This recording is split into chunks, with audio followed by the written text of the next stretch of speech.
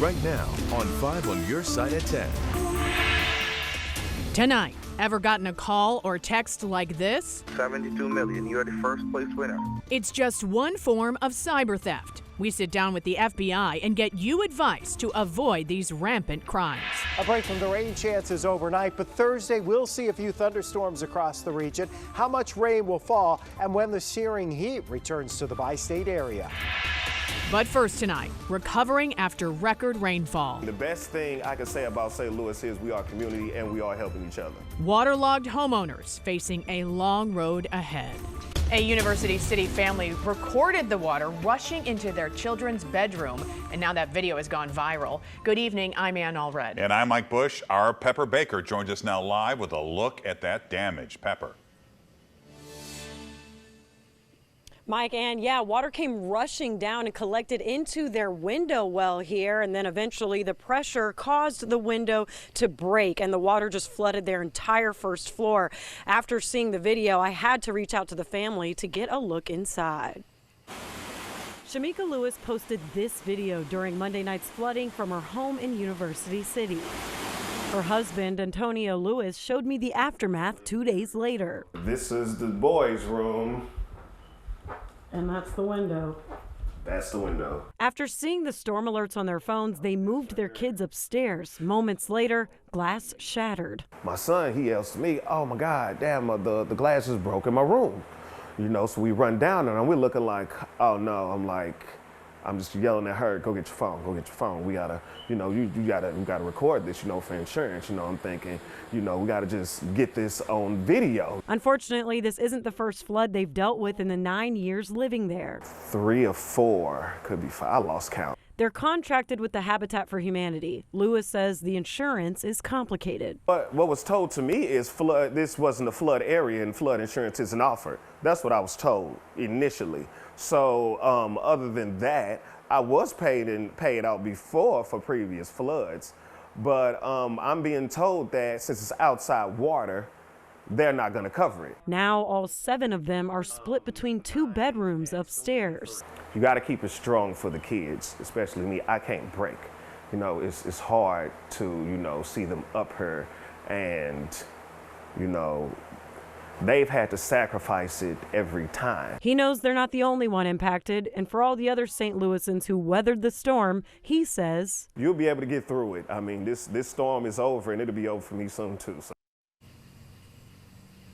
Now, Lewis isn't sure why flooding is a constant problem here. He said last he checked, Habitat for Humanity was working to get a permit to put an extra pipe in, but it hasn't happened yet. Now they're focused on raising money, particularly for their kids who lost everything. We have donation information on KSDK.com. Live in University City, Pepper Baker, 5 on your side. A second death is now being blamed on yesterday's historic rainfall. An abandoned semi-truck was found today on Bayassi Drive in Hazelwood. The driver's body was found blocks away on Ford Lane. Police say it appears the truck was underwater. An autopsy will determine how he died. Yesterday, a man was found dead inside his submerged car near Skinker and Enright in St. Louis City. Tonight, around 30 flooding victims in St. Louis County are spending a second night in a shelter. County officials moved these families from the Richmond Heights Community Center to the James Egan Civic Center in Florissant. We talked to a single mother who lost everything. She says she's just grateful she and her young son are safe. It's kind of a blessing in disguise, you know. I think even though it's hard for us right now, it also teaches him, like, you know, we think about materialistic things a lot, so he knows, like, as quick as you are up, you can be down. Great attitude. No word on how long that shelter will remain open. Missouri Lieutenant Governor Mike Keogh toured the flood damage in the St. Louis area today. Keogh's visit comes just 24 hours after signing an executive order to speed up the state's flooding response. He toured the area around France Slay Park in South St. Louis with Mayor Tashara Jones and Congresswoman Cori Bush. I've been through floods personally. And so I know this is something that is a life changer and devastating to many people. Everybody just wants an answer as fast as they can get it. Heard complaints from residents who blame the flooding on MSD. Yesterday, officials with the sewer district said flooding was not caused by a backup in its system. Flash flooding had a big impact on several dozen people and families in East St. Louis. New tonight, our Robert Townsend talked to homeowners about the battles they're now facing. It's very frustrating. Terry Barnes and her family have lived near 53rd and Belmont Street in East St. Louis for 27 years. Barnes says their property has flooded before. 2015, it was like this, and we had over 4 feet of water in our basement. And then it happened again in 2018 in December, but not this bad. Early Tuesday morning, when record rainfall hit the St. Louis area, Barnes says several feet of water gushed their way. On my husband's way out to work, water was coming into the hallway, going into the basement. She says the rising water flooded their basement, their backyard, and their street. The flash floods that covered her front yard receded. But the frustrated homeowner says the problems persist. We can't use our toilet. We can't even take a shower. What's more, her home daycare is now temporarily shut down as a result of the mess. I have 16 kids, so I'm losing a lot of money. It's too much. Down the street, Oh, that's damaged back there. This wall got to be torn out. Linda Willis says floodwater ruined her basement walls. I have a backup pump. She installed 3 pumps, hoping for relief. And it's just circulating. It's just going out, coming back in. Multiple community groups have united to help flood victims here in East St. Louis any way they can. The community came together and sent in donations from clothing to toiletries to food to water. Today, Dixon's nonprofit group delivered the items to more than 30 flood victims, Toothpaste. currently staying at 2 hotels. Meanwhile, Terry Barnes has a message for the city. They can help, please help. Robert Townsend, 5 on your side. East St. Louis Mayor's assistant, Cameo Phillips, told us she could not say exactly how many residents were impacted by the flash flooding or tell us how the city is assisting those people. The water has gone down, but some Metrolink trains are still stopped in their tracks tonight, and Metro says it could be weeks until normal service is restored. Trains are only operating between the Central West End and the Shiloh-Scott stations on the Red Line and between the Shrewsbury and New City Big Bend stations on the Blue Line. We do have more information on what routes are affected and how you can still get around on Metro on KSTK.com. One person is dead following a shooting in North St. Louis County. Berkeley police say they were called to an apartment complex just south of Airport Road. When they arrived, they found a man in his late teens on the sidewalk. Right now, no word on a suspect or a motive. Tonight, St. Louis County health officials are reporting the county's first probable case of monkeypox. The man is now in isolation at home. A person in the city of St. Louis and another in St. Clair County, Illinois, are the other 2. We are less than a week away from the primary election in St. Louis. City and school leaders are hoping you'll approve a measure that will allow them to borrow $160 million in order to improve schools. As Brett Solomon joins us to explain, voting yes will not raise your taxes.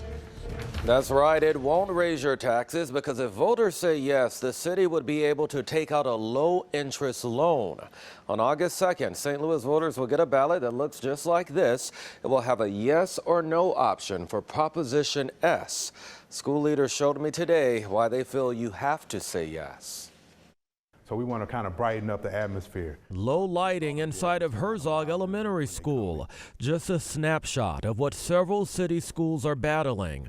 Water leaks from the ceiling, roofing repair needs, water fountains that need to be replaced, and others upgraded. Well, this one is missing the head of the... So fixtures need to be replaced as well. It's why St. Louis City and school officials are pushing Proposition S, a measure on next week's primary election ballot that would allow leaders to borrow $160 million to fulfill school needs. I know that as a parent, it always kind of breaks my heart that, they go to school, have all these great experiences, and then it gets to a point in their day where they're like, you know what, I wasn't able to use the bathroom because the stall was broken, we didn't have time, the water wasn't working for whatever reason. School Board President Matt Davis tells me the proposition would allow those upgrades to begin without raising your taxes.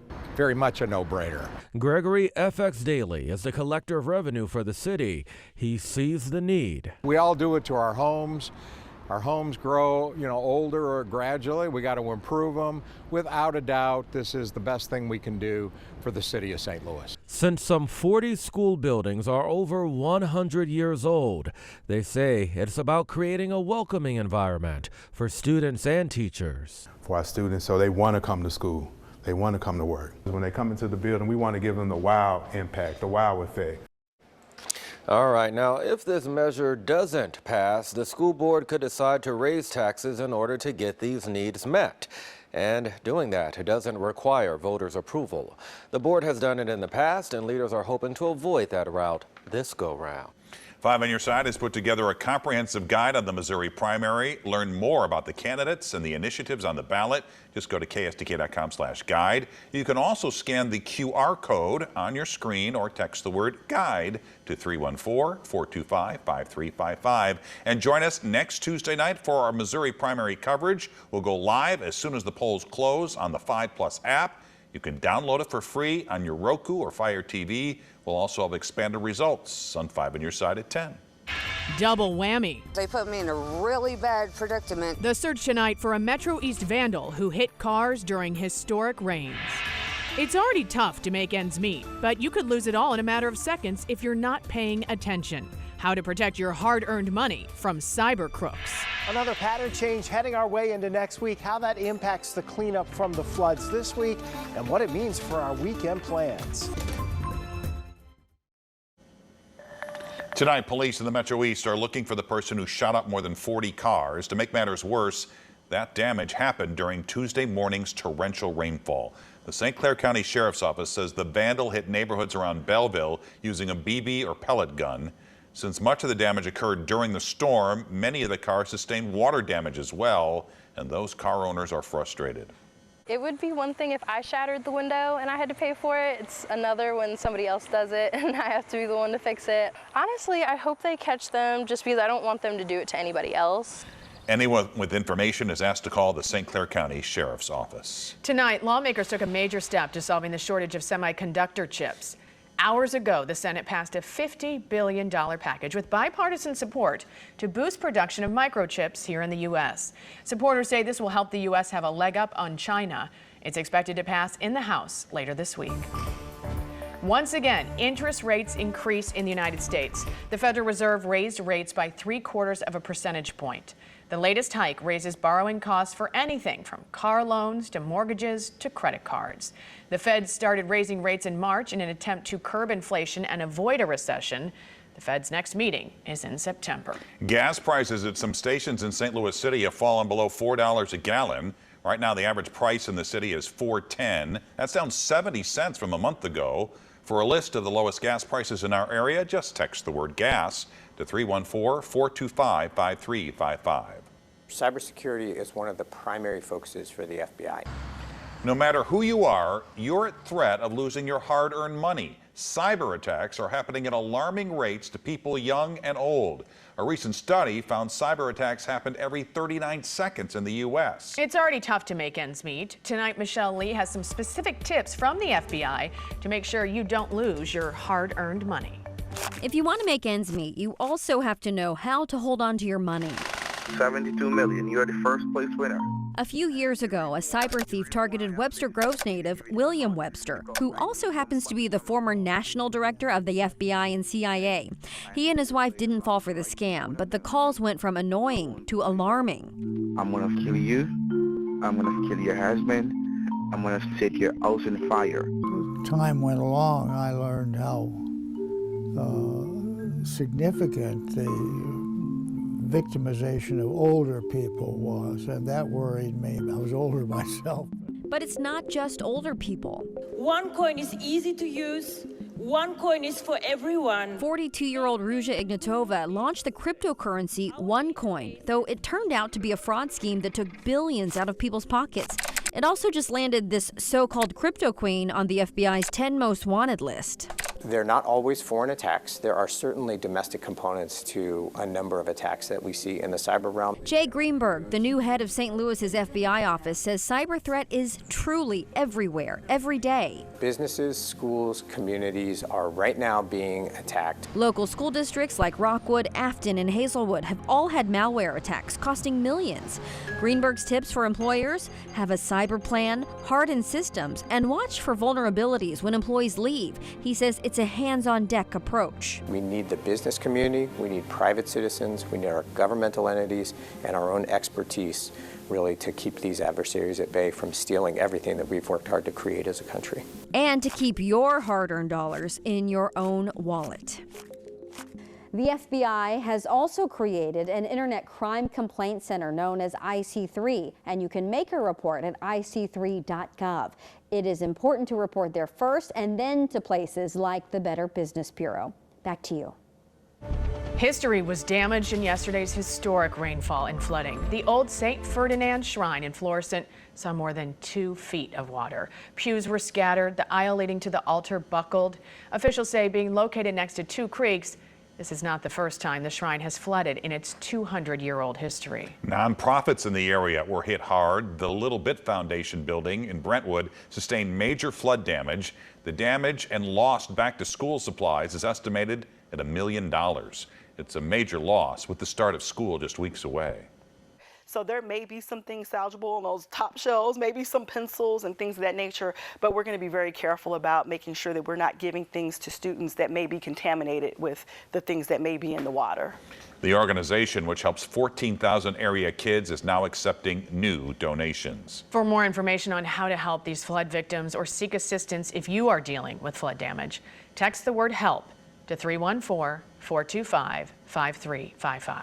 The bad news is there is more rain in the forecast. The good news is nothing like we saw on Monday. You know, that was definitely a historic event, Mike and Ann. There's no question about that. Set a record. We added another inch into the rain bucket or close to it this morning around the St. Louis area. Right now, we have a nice evening around St. Louis. It's quiet. Temperatures are in the upper 70s. Closest rain, well, we've got a little bit of light rain over our far southern counties, Centerville, Lesterville, but around St. Louis, it's been quiet this evening. Those storms have been closer to the Missouri and Arkansas border. The storms that were to our north have tended to fade away, and it looks like through the remainder of the evening, we are quiet. We don't expect to hear thunder overnight tonight, which is a good thing.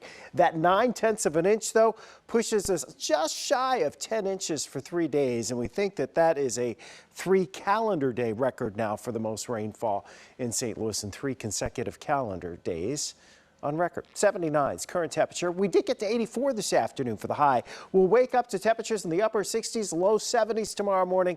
Again, overnight tonight, pretty quiet. We don't have much wind either. We expect tomorrow to see the clouds increase. And we are going to have the chance of showers and thunderstorms again tomorrow. It'll probably start after 9 or 10 o'clock, coming in along the Missouri River, sliding towards St. Louis. By late morning, in towards the lunchtime hour, we have a front approaching from the north and west as well. So these storms and showers could have some downpours with them. They're on the move, though. They're not going to be sitting in one spot. They're not going to keep going over the same places over and over. And as we head into the afternoon, the focus for stronger thunderstorms likely shifting a little farther south and southeast of St. Louis. A few of those southeast of St. Louis may have some gusty winds tomorrow afternoon. Not expecting widespread severe weather. And by tomorrow evening this time, it should pretty much be out of our area altogether. Now, as far as rainfall amounts, and really don't marry yourself to the exact amounts here, because we know we get under one of those showers or thunderstorms that has a downpour, and then you do end up with an inch or more of rain.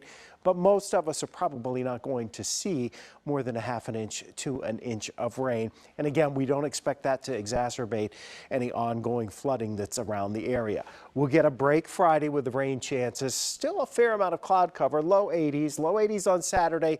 There's a slim rain chance to our south and southwest. Sunday, there's a chance we'll get some showers and thunderstorms in here. You know what? The last few days, the record heat's been out west. That big heat dome that we were dealing with just a week or so ago, it worked its way west. Next week, it's coming back to the east, and that means we're back into toasty temperatures as we head towards the middle of next week. This 10-day forecast features additional 90-degree days, maybe getting another 100-degree day as we head towards next Thursday and Friday. Our rain chances, you're pretty much looking at mid-morning to the afternoon hours tomorrow, and that should be it until we get into Sunday and into Monday as we make the transition back to the hot, humid weather for St. Louis. These people have such a long road ahead. Scott, thank you. Frank, what's on deck? Boy, Ann, you won't believe this Albert performance tonight. We also have 2 golf stories, one on a local who is on fire, and the other who's a legend who you will love. And we'd like to invite you to join our Give 75 campaign by giving to any organization that is making a difference in St. Louis. Donate now through our partnership with the St. Louis Community Foundation. More information can be found at kstk.com/give75.